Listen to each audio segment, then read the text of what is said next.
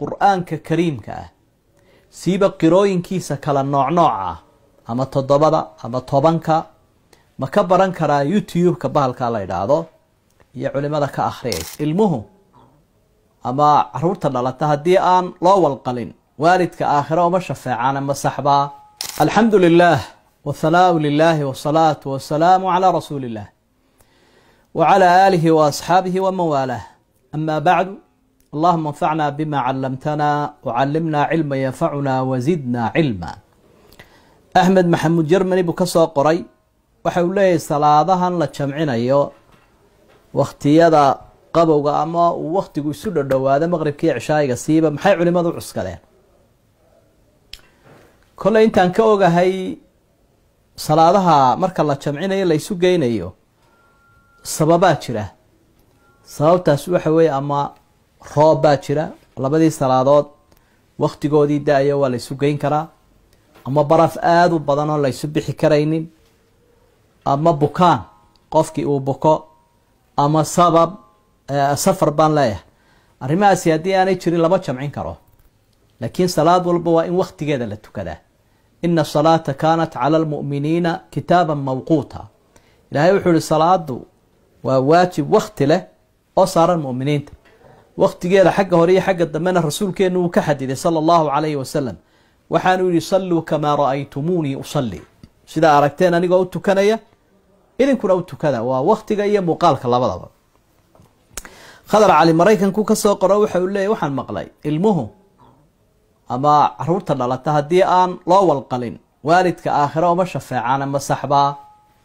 culimada qaarkood baa sidaa yidhaahda. imaamu axmed raximahullah markuu fasiraya xadiidka alwaladu murtahanu bicaqiiqati, waladka waxaa loo haystaa walqashiisa, ayaa wuxuu ku fasiraa waalidka u shafaaco qaadi maayo aakhiro.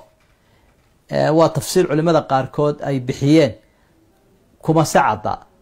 marka ilaahay waxaynu ka rajaynaynaa qofku siiba haddaanu dee wuxuu ugu walqalaba haynin oo aanu hakranaynin dee looma diidayo shafaacada. ila ilaahay addoonka wuxuu kala xisaabtamaa un wixii uu kari karayo. hadduu qofku hayana waa inuu bixiyaa. laakiin halka masaladaasi ay ka timi culimada qaarkood baa sidaa sheega, inkastoo la isku raacsanayn. xamse hargeysu ka soo qoro waxa uu leeyahay qur-aanka kariimka ah siiba qirooyinkiisa kala nooc ama toddobada ama tobanka ma ka baran karaa youtube-ka bahalka la yidhaahdo iyo culimada ka akhriyaysa. waxaynu leenahay maya. waa inaad yeelataa mucalim si toosa aada u hor fadhiisato. qur-aanka barashadiisu wax sahlan maaha, waa arrin weyn weeye. nabiga calayhi salaatu wasalaam markuu malagu ku soo dejinaya ayaa la yidhahaa iska baranina inta lagu baraya sug. laa tuxarik bihi lisaanaka litacjala bih ina calayna jamcahu wa qur'aanah faidaa qara'naahu fattabic qur'aanah.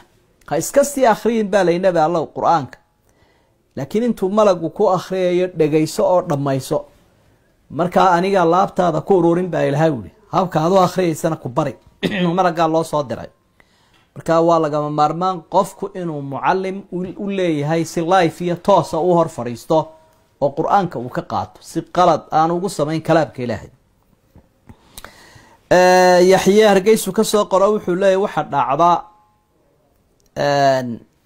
marka had iyo jeer aan kaajayo biyaha tarankaa soo raaca maydhi miyaa laygu leeyahy? haa waa lagugu leeyahay. mar haddii aada ogaatay biyihii taranka inay yihiin waad maydhanaysaa. sababaha maydhiga keenee waajibiyana waxaa ka mid ah khuruujulmaniy, inay biyihii kaa soo baxaan taranku.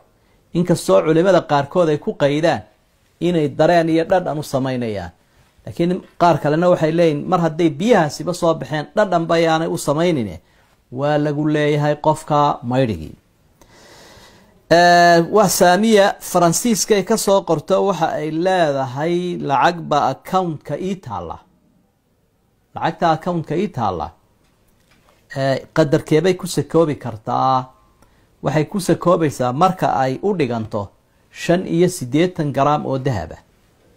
85 garaam oo dahaba marka la qiimeeyo lacagta doolarkay noqonayaan in la eg markay taadu gaadhe halka akoonka kuu taalla ee sanaday gaadho ayaa aada sakaynaysa. hadday intaa ka yar tahay oo kooban tahay saka laguma leh sadaqa inaad ka bixisa un mooyaane.